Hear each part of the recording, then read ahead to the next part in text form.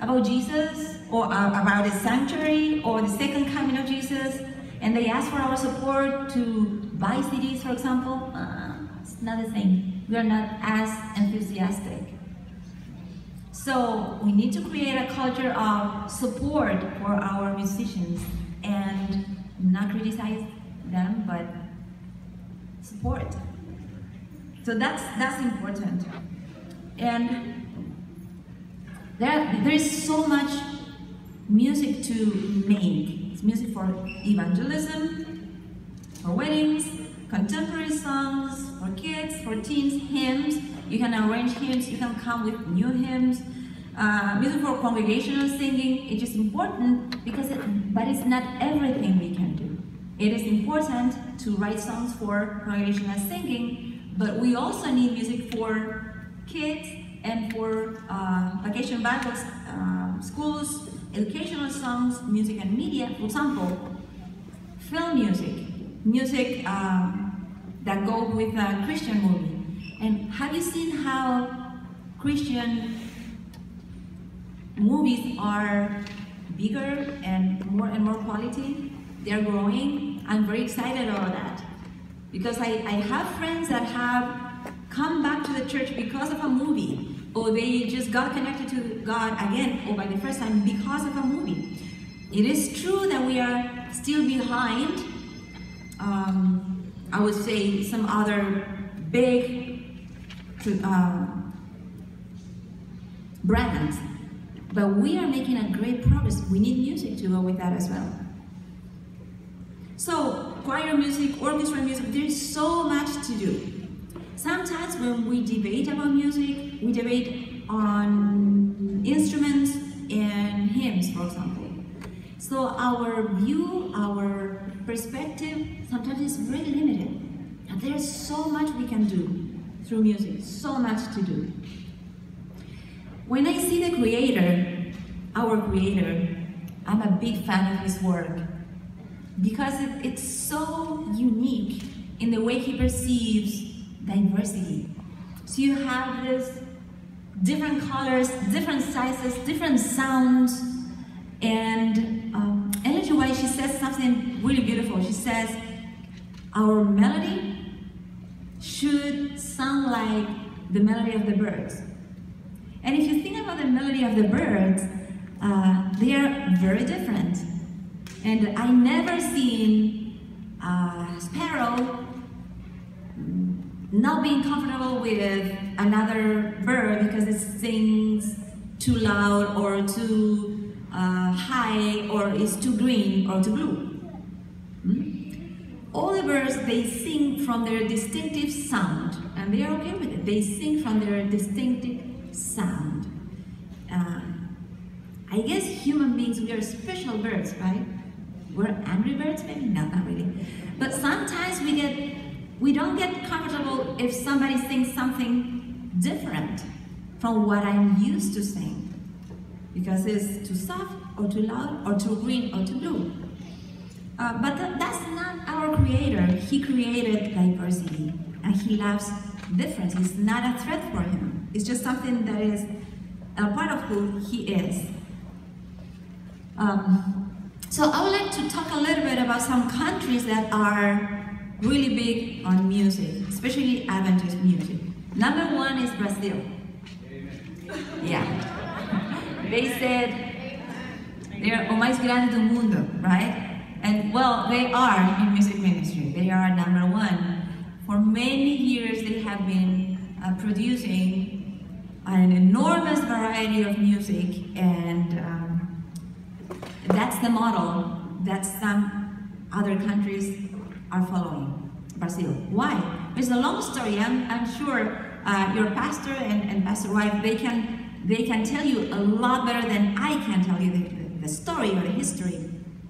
But basically, it took a while, right? Maybe 40 years since, remember Costa Jr., when I was a kid in Uruguay, he will start writing some songs that they sounded different from our hymnal book.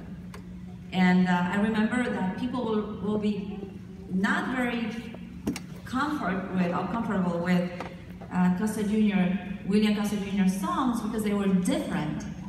But because Alejandro Bullon, he's a great evangelist, pastor, so people will follow him, and Costa Jr. was working with Bullon, so the music kind of went along with the Pastor Bullon's preaching. So that is how this music came into our homes and our churches.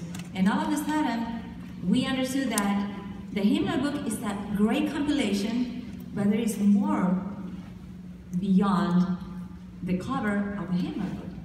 You can sing some more songs. I remember as a child, that was new to me. Remember when I was 12, my parents both of them are missionary teachers.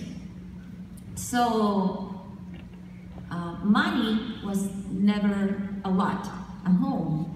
So remember when I turned 12, I asked my dad, I really want a bike. And he said, okay, I will buy you a bike. But first you have to memorize the hymnal book. I was like, this is a lot of hymns. Oh, you can do it. It took me like 4 months. And I remember one day before my birthday, sitting in the piano, and my dad would say, okay, play this one, and I learned them all. And I thought, okay, now I know all the music that we play in church. And then I discovered, oh, there's a lot more that we can play beyond the book. By the way, I got my bike in an auction. It was a second or third hand bike, but it was beautiful. So for me as a child, I remember growing in the church with a hymnal book, and that was it, basically. But then some songs from Brazil will come, and I was in Uruguay, and we will translate it from the Portuguese, and we were all happy because these were happy songs. And these were a lot